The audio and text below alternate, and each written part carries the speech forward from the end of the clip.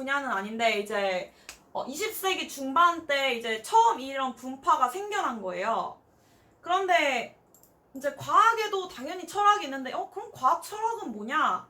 뭐 이런 얘기를 할 수가 있어요.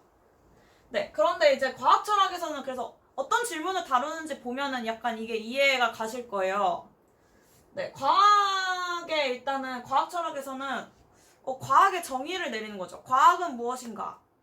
네, 어떤 부분에서 어떤 게 과학이고 어떤 게 과학이 아닌지, 뭐 가짜 과학, 뭐 쓰레기 과학, 약간 이런 뭐 정의적인 거, 과학의 자격은 뭔지, 약간 이런 것도 이제 과학 철학에서 물어보고, 그래서 이제 그거를 또 경계 문제라고도 말을 해요.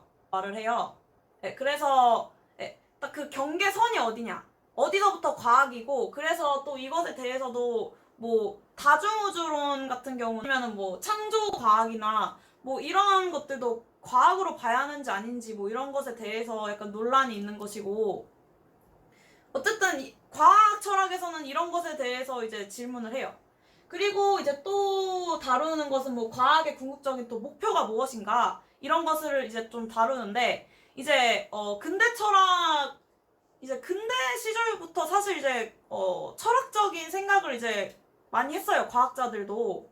그래서 이제 유명한 게 근대 과학에서는 이제 실증주의라는 게 되게 유명했었어요.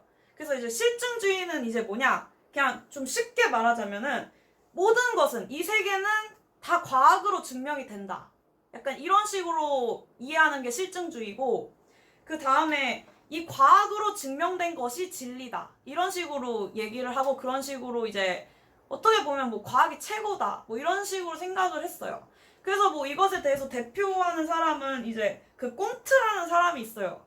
네, 프랑스에 꽁트라는 사람이 있고, 이제 그 비엔나 학파가 있는데, 걔네들이 이런 생각을 한 걸로 유명한데, 이제 이 과학 철학이란 이 분파가 생겨난 게 제가 20대 중반이라고 했잖아요. 그래서 이쯤에 비슷하게 이제 그 토마스 쿤이라는 철학자가 이제 쓴 책이 있어요. 1962년도에 그 과학혁명의 구조라는 이 책을 썼는데, 이제 이 사람이 이 과학 철학이란 이 분야가 생겨날 수 있도록 큰 역할을 한 사람 중에 하나예요. 그래서 이제 큰 기여를 했고, 과학 철학이란 분파가 생겨나는 데 있어서. 그리고 그래서 약간 이 사람이 이 과학혁명의 구조라는 책에서 어떻게 얘기를 하는지 한번 그 구조에 대해서 뭐 간략하게 또 한번 알아보도록 할게요. 그런데 일단은 그걸 알아보기 전에 마지막으로 이제 짚고 넘어갈 것은 이 근대 철학에서 이제 포스트 모더니즘 시대라고 하잖아요. 지금은 이제 근대 철학에서 넘어온 것.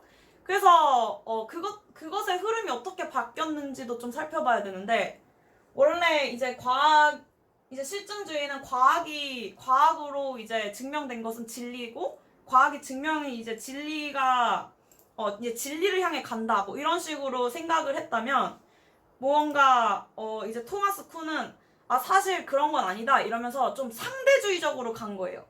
네, 그래서 약간 어떻게 보면은 그게 포스트 모더니즘의 출발이잖아요. 어떻게 보면 모든 게 좀 상대적으로 바뀐다는 것. 그래서 어떤 식으로 상대적인지 일단은 조금 그거를 봐야 되는데, 그쵸. 패러다임이 되게 이제 토마스 쿤에게 이제 중요한 개념인데, 일단은 맨 처음에 이게 어떤 구조냐, 이게 그러니까 과학혁명이 어떻게 일어나는지 그 구조를 설명을 하는 거예요. 그래서 뭐 지동설과 천동설을 약간 또 예를 들기도 해요, 이 책에서. 처음에는 이제 그 정상과학이라는 약간 개념을 가지고 있고, 이 정상과학은 이제 주류의 그 과학자들에게 받아들여지는 학문인 거예요. 어떤 이론. 그래서 뭐 예를 들면은 이제 천동설에서 이제 지동설로 이제 바뀌었었잖아요.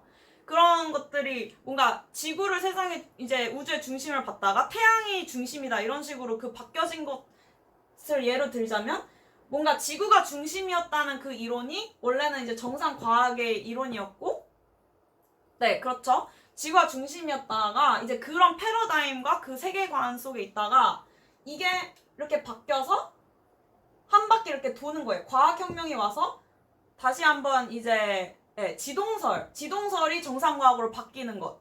그래서 계속 그 흐름을 설명을 하는 건데, 뭐, 여기에서 일단은 무언가 한 가지, 네, 천동설을 이제 정상과학으로 가지고 있는데, 자꾸 이게 비교하고 뭔가 과학적인 약간 이런 발견들이 무언가 발레나 이런 이상 현상들이 자꾸 발견되는 거예요.